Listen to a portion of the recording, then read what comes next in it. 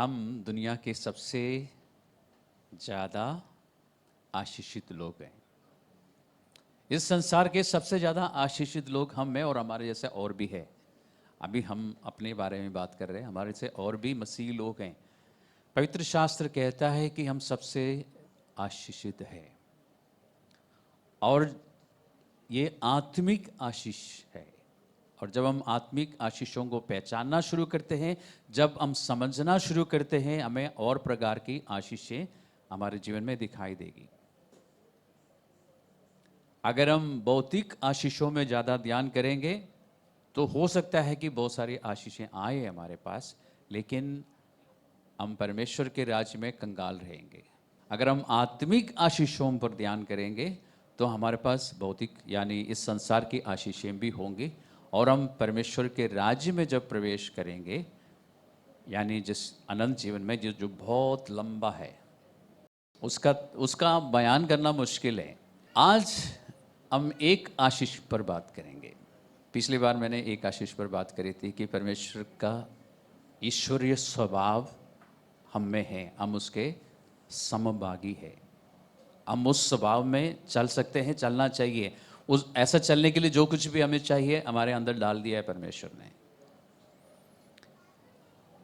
आज दूसरी एक आशीष पर बात करेंगे और इसके बाद हम शायद कुछ समय तक आशीषों पर बात नहीं करेंगे, हम चलना शुरू करेंगे। ठीक है? जितना भी अध्ययन हम करते हैं उसके पीछे मकसद क्या है? हम उसके अनुसार अपने विचारों को बदलें, अपनी बातों को बदलें और अपने व्यवहार को बदलें, नहीं तो कोई फायदा नहीं है। तो आज भी कुछ फायदे की बातें बताऊंगा। लूक का रजिस्टर समाचार में हम चलते हैं, क्योंकि स्वर्ग की सारी आशीष हमारे पास है। जितने भी आशीष स्वर्ग में है वो सब कुछ परमेश्वर ने हमें दी है। किस में दी है? क्यों दी है? क्योंकि हम मसीह में हैं, क्योंकि हम मसीह के साथ जुड़े हुए हैं, इसलिए हमें सारी आशीषें दी गई है। उनमें से एक आशीष पर हम आज बात करते हैं। लूक का 10वां अध्याय, लूक चैप्टर 10, लूका का सुसमाचार का 10वां अध्याय में 19वां पद। यहां पर प्रभु यीशु मसीह आपसे और मुझसे बात कर रहा है और देखिए क्या बोल रहा है प्रभु। देखो, और मैं अक्सर समझाता हूं, जब पवित्र शास्त्र आपको देखने के लिए कहता है, आपको बहुत ज़्यादा ध्यान देने की ज़रूरत है। आपका ध्यान अपनी ओर वो आकर्षित कर रहा है, उस बात पर आकर्षित कर रहा है। देखो, मैंने तुम्हें सांपों और बिच्छुओं को रौंदने का और शत्रु के सारी सामर्थ पर अधिकार दिया है। तो एक आशीष ये है कि आपके और मेरे पास, यानी हम में से जितनों ने यीशु मसीह का उस बलिदान पर विश्वास किया और उस बलिदान को स्वीकार किया, उन सब की बातें हो रही है अभी, उनके बारे में बात हो रही है। आपके और मेरे पास सांपों और बिच्छुओं को रौंदने का अधिकार है। ये सांप और बिच्छू जो है दुष्ट आत्माओं को दर्शाते हैं। और इतना ही नहीं, एक और भी आशीष है, शत्रु की सारी सामर्थ पर अधिकार दिया है। शैतान के विषय में थोड़ा बहुत आपको मालूम है। शैतान के पास जितनी भी उसके पास सामर्थ है, उसके ऊपर आपको अधिकार दिया है। क्या है? आशीष नहीं है?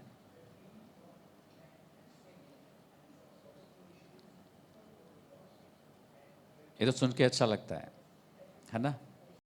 खुशी आती है, जोश आता है। अगर आप मसीह है, अगर आपने यीशु मसीह पर विश्वास किया है तो आपके पास अधिकार है। इसलिए जब आप यीशु के नाम से किसी के लिए प्रार्थना करते हैं तो वो ठीक हो जाता है। जब आप यीशु के नाम से दुष्ट आत्माओं को किसी के जीवन से निकलने के लिए कहते हैं तो वो दुष्ट आत्मा निकल जाती है। क्यों? क्योंकि आपके पास अधिकार है। ये तो अच्छी बात है और सुन के खुशी होती है, जोश आता है। लेकिन आपने ये भी देखा होगा कि हमेशा नहीं होता। इतना ज्यादा अधिकार होने के बावजूद कभी कभी आप बोलते हैं और होता कुछ नहीं। ऐसा भी आपने अनुभव किया होगा कभी कभी। कारण क्या है आज हम देखेंगे। क्योंकि ये जो अधिकार है, अब आप ध्यान से सुनना, मैं कारण आपको बताने जा रहा हूं। ये अधिकार जो आपके पास है सांपों और बिच्छुओं को रौंदने का और शत्रु के सारी सामर्थ्य पर जो अधिकार है, ये अधिकार जो है आपको सौंपा गया है, यीशु मसीह ने आपको दिया है।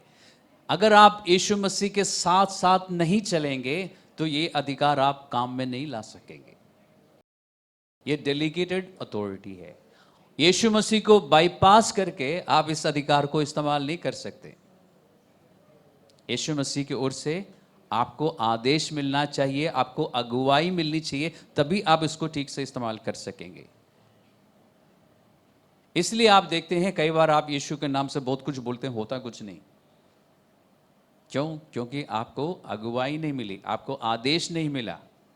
आप डिस्कनेक्ट होके, आपके पास सब कुछ है लेकिन आपने वो तार सॉकेट पे नहीं लगाया, इसलिए काम नहीं हो रहा है। तो आज हम देखेंगे हमें कैसे करना है। हम चलते हैं भजन संहिता, पुराने नियम में इसके बारे में लिखा है। भजन 149, 149th Psalm अंग्रेजी में, Psalm 149।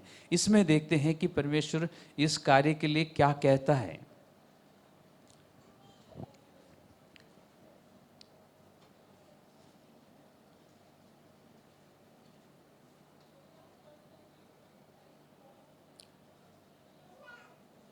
इसके बाद हम वापस 10वां अध्याय में आएंगे लूका का, वहां से एक और बात आपको दिखाऊंगा। इसका 5वां पद से हम पढ़ना शुरू करते हैं। 149, 149th Psalm verse 5। भक्त लोग महिमा के कारण प्रफुल्लित हो। ये भक्त लोग हिंदी में जो लिखा है ये है सेंट्स, संत लोग, जो प्रभु यीशु मसीह पर विश्वास करने के कारण प्रभु यीशु मसीह के द्वारा पवित्र घोषित किए गए हैं।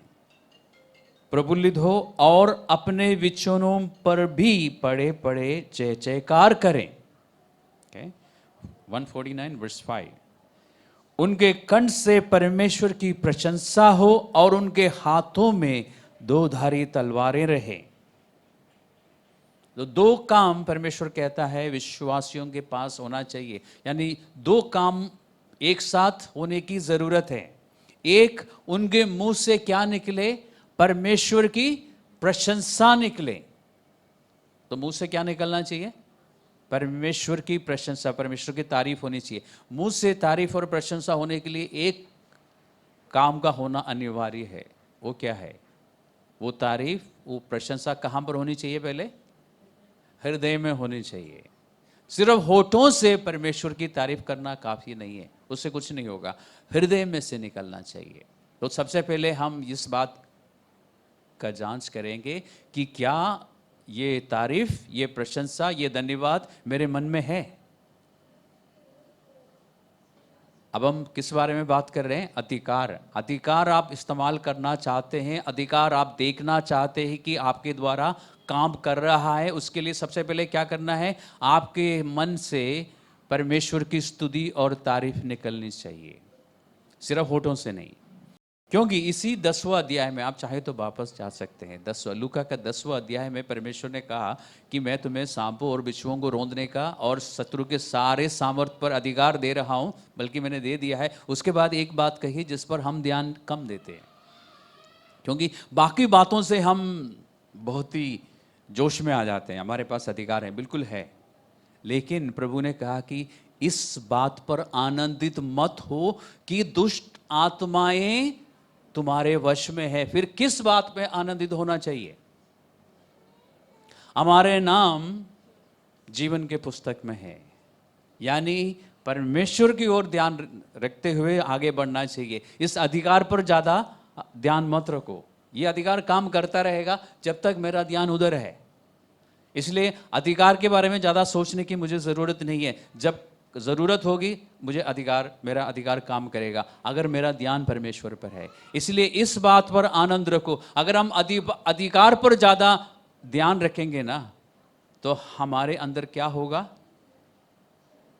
क्या हो सकता है? घमंड आ सकता है। हम यीशु मसीह से कट जाएंगे और उस अधिकार सिर्फ वो अधिकार पर ध्यान देते हुए आगे बढ़ेंगे। यीशु मसीह को, जो अंग्रेजी में खूबसूरत शब्द है ना, बाईपास, यीशु मसीह के बिना हम करते रहेंगे और काम नहीं होगा। जो काम परमेश्वर चाहता है हमारे अपने जीवन में हो और दूसरों के जीवन में हो, वो नहीं होगा। इसलिए अधिकार को सही रीति से इस्तेमाल करने के लिए परमेश्वर से जुड़े रहना जरूरी है। परमेश्वर के प्रति हमारे मन में स्तुति और प्रशंसा होनी चाहिए। जब मन में होगा तो बाहर को निकलेगा, मुंह से निकलेगा। और दूसरा क्या है? 6वें पद में लिखा है, उनके कंठ से परमेश्वर की प्रशंसा हो और उनके हाथों में 2 धारी तलवारें रहें। हमारे हाथ में क्या होना चाहिए?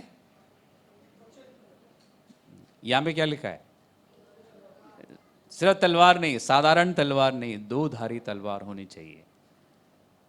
क्योंकि अधिकार का जब आप इस्तेमाल करने की बात करते हैं ना, ध्यान रखना, अधिकार का इस्तेमाल करना लड़ाई है, युद्ध है।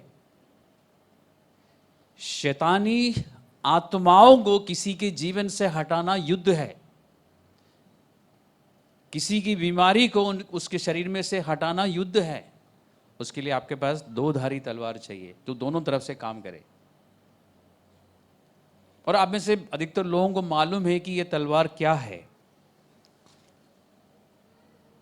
इफिसियों की पत्रिका 6:17 में, इब्रानियों की पत्रिका 4:12, इन दोनों जगहों में लिखा है कि ये तलवार जो है परमेश्वर का वचन है।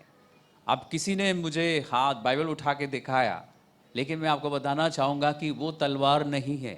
ये जो बाइबल है ना, इसका मतलब ये नहीं है कि आप किसी के लिए प्रार्थना करने के लिए जाएं तो हाथ में बाइबल हो। इसका मतलब ये नहीं कि दुष्ट आत्माओं को निकालने के लिए आप एक हाथ में बाइबल उठा के रखेंगे ताकि बाइबल देखते ही दुष्ट आत्मा डर जाए। बिल्कुल नहीं डरती वो। जैसे कि लोग सोचते रहे कि क्रूस को देख के इविल स्पिरिट्स डर जाती है, बिल्कुल नहीं डरती, कोई फर्क नहीं पड़ता। लोग तकिए के नीचे बाइबल रख के सो जाते हैं ताकि दुष्ट आत्माएं ना आए, कोई फर्क नहीं पड़ेगा उनको। इस किताब से उनको कोई फर्क नहीं पड़ता। परमेश्वर ये नहीं कह रहा कि सबके हाथ में बाइबल होनी चाहिए प्रार्थना करने के लिए या दुष्ट आत्माओं को निकालने के लिए जाते हैं। ये वो वचन नहीं है। इसमें से जो वचन पवित्र आत्मा आपको देता है, उस वचन का बोलने से काम होता है। इसमें तो बहुत सारी बातें परमेश्वर की लिखी हुई है। इसमें से कौन सी बात कहां पर किस समय इस्तेमाल करना है आपको पता कैसे चलेगा? परमेश्वर स्वयं बताएगा। वो वचन आपके पास होना चाहिए, उचित वचन। उस समय के लिए जो वचन बोला जाना चाहिए वो वचन आपके पास उस समय होना चाहिए, और वो पवित्र आत्मा बताएगा। उस वचन की बात हो रही है। 2 धारी तलवार वो वचन है। इफिसियों की पत्री में 6:17 में जो लिखा ना कि और आत्मा की तलवार जो कि परमेश्वर का वचन है, ये वो वचन है जो समय के अनुसार परमेश्वर आपको देता है। इसी में से देगा। लेकिन आपको कैसे पता चलेगा? जब तक पवित्र आत्मा नहीं बताएगा कि इस संदर्भ में, इस कार्य में, इस समस्या में कौन सा वचन बोलना है। ऐसे कोई इंडेक्स तो नहीं कर रखा ना कि ऐसा हो जाए तो ये वचन बोल देना। बाइबल के पीछे कहीं लिखा हुआ है? नहीं लिखा ना। तो पवित्र आत्मा बताएगा। जब तक आप पवित्र आत्मा की ओर ध्यान दे रहे हैं, या हम कह सकते हैं जब तक आप परमेश्वर की ओर ध्यान दे रहे हैं, आपका अधिकार सफल रहेगा, आपके बोलने से काम होगा। तो सबसे पहले आपके मन से प्रभु की आराधना स्तुति हो, और दूसरा आपके हाथ में परमेश्वर का वचन कहाँ होना चाहिए? आपके हाथ में। कहने का मतलब क्या है? परमेश्वर का वचन बोलना काफी नहीं है। यह कहना काफी नहीं है कि मेरा परमेश्वर शांति का परमेश्वर है। आप सबको बता सकते हैं, है ना? क्या आपके जीवन में शांति है? आपके कामों में शांति दिखती है? आपके व्यवहार में शांति है? अगर आपका परमेश्वर शांति का परमेश्वर है तो आपके जीवन में और आपके व्यवहार में, आपके बातचीत में शांति होनी चाहिए ना। इसलिए लिखा कि हाथ में वचन होना चाहिए। अगर आप कहते हैं कि मेरा परमेश्वर करुणाकारी है, जो कि वो है, तो क्या आप दूसरों पर करुणा दिखाते हैं? हाथ किस चीज को दर्शाता है? इन हाथों से हम क्या करते हैं? काम करते हैं ना। तो आपके कामों में ये दिखना चाहिए। इसलिए लिखा है कि हाथों में वचन होना चाहिए, सिर्फ होठों पे नहीं। होठों पे भी होना चाहिए। परमेश्वर की तारीफ हम होठों से करते हैं, हृदय से, होठों से करते हैं, लेकिन हमारे कामों में, हमारी बातचीत में ही, सिर्फ बातचीत में नहीं, हमारे व्यवहार में परमेश्वर के बारे में जो कुछ भी हम बोलते हैं वो दिखाई देना चाहिए। तब ये अधिकार बहुत ही खूबसूरती के साथ काम करेगा।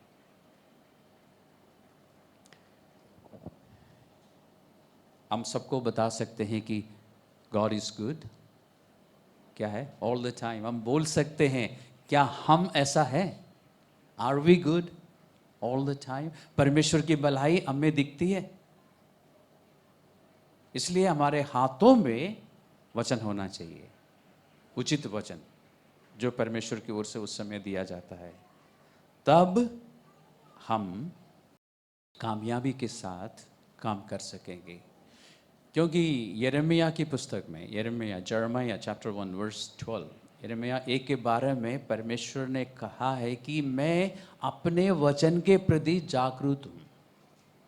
यानी परमेश्वर ध्यान से देखता रहता है कि मेरा वचन पूरा हो जाना चाहिए। तो आपको चिंता करने की ज़रूरत नहीं है। अगर परमेश्वर आपको वचन दे रहा है एक समय पर, एक संदर्भ में, एक कार्य के लिए, वो वचन पूरा होगा। क्यों? क्योंकि परमेश्वर को अपने वचन की परवाह है। God will make sure that His word works. परमेश्वर इस बात का ध्यान रखेगा कि जो वचन परमेश्वर का है वो काम करे। आपको चिंता करने की जरूरत नहीं। मैंने तो यीशु मसीह के नाम से जो वचन मुझे मिला बोला है, अब होगा कि नहीं होगा। आप बेकार में चिंता करते हैं, उसकी चिंता परमेश्वर करता है, आपको करने की जरूरत नहीं है। अगर आपने पवित्र आत्मा से सुनकर बोला है तो वो वचन जरूर काम करेगा। आप यिर्मयाह में पहुंच के देख लिया, आपने ऐसे लिखा है, तो कुछ पन्नों को पलटने के बाद पीछे को जाएंगे तो आप यशायाह की पुस्तक में पहुंच जाएंगे। एक और आपको आश्वासन का वचन देता हूं। अभी तो यिर्मयाह से बताया है कि परमेश्वर अपने वचन के प्रति जागरूक है। ओके ओके ओके, ठीक है, इतना काफ़ी है, इतना जानना काफ़ी है ना? नहीं, ये और भी चाहिए। एक और देता हूँ मैं आपको। यशायाह की पुस्तक में 55 अध्याय है, आइसैया चैप्टर 55, उसका 11वां पद में हम चलते हैं। यशायाह 55 का 11, बल्कि हम 10 से पढ़ते हैं। जिस प्रकार से वर्षा और हिम आकाश से गिरते हैं और वहां यूं ही लौट नहीं जाते, वरन भूमि पर पड़कर, यानी भूमि को, पृथ्वी को सींच कर उपज उपजाते हैं, जिससे बोने वाले को बीज और खाने वाले को रोटी मिलती है। परमेश्वर थोड़ा सा विस्तार रूप से समझा रहा है हमें। उसी प्रकार से मेरा वचन भी होगा जो मेरे मुंह से निकलता है। परमेश्वर के मुंह से वचन निकल चुका है बहुत सालों पहले। परमेश्वर के मुंह से जब वचन निकला, परमेश्वर के दासों ने लिख दिया। अब कहां से निकलेगा वचन? हमारे मुंह से। जब हम पवित्र आत्मा से सुनकर परमेश्वर की बातें बोलेंगे, वो वचन कैसे काम करेगा देखिए। वे व्यर्थ ठहरकर मेरे पास ना लौटेगा। अगर पवित्र आत्मा ने आपको अगुवाई दी है और आप उस वचन को बोल रहे हैं, तो ध्यान से सुनिए, वो वचन जो पवित्र आत्मा ने आपको दिया है व्यर्थ ठहरकर परमेश्वर के पास लौटकर नहीं जाएगा। फिर क्या करेगा? परंतु जो मेरी इच्छा है। अब आपको समझ आ रहा है ना कि यीशु मसीह को बाईपास करके हम अधिकार को इस्तेमाल नहीं कर सकते, क्योंकि यीशु की इच्छा क्या है इस अवसर में, इस समय, इस कार्य में परमेश्वर की इच्छा क्या है, उसके अनुसार हमें बोलना है। कुछ भी वचन बोलने से परमेश्वर का काम नहीं होगा।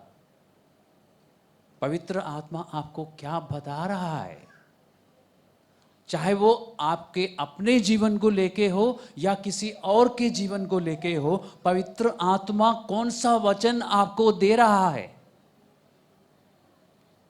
उस वचन को बोलने से वो वचन लौटकर नहीं आएगा। जिस मकसद को लेके परमेश्वर ने आपको वो वचन दिया है, उस मकसद को पूरा करके ही वो वचन लौटेगा। इससे ज्यादा आश्वासन की बात क्या हो सकती है? इससे बड़ा कौन सा एश्योरेंस आपको चाहिए परमेश्वर की ओर से?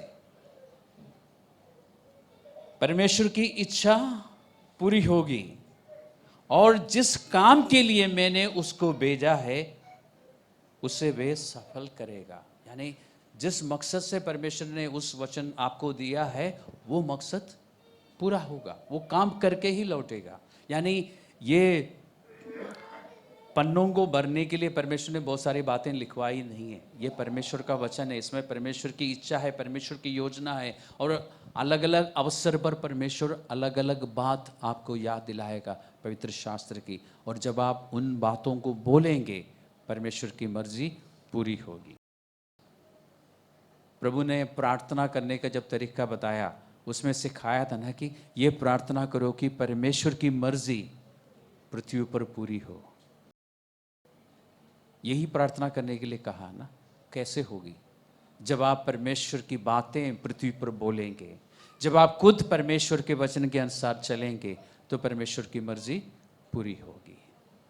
तो ये एक और आशीष है जिसके विषय में हमें मालूम होना चाहिए। आपके और मेरे पास परमेश्वर का दिया हुआ अधिकार है।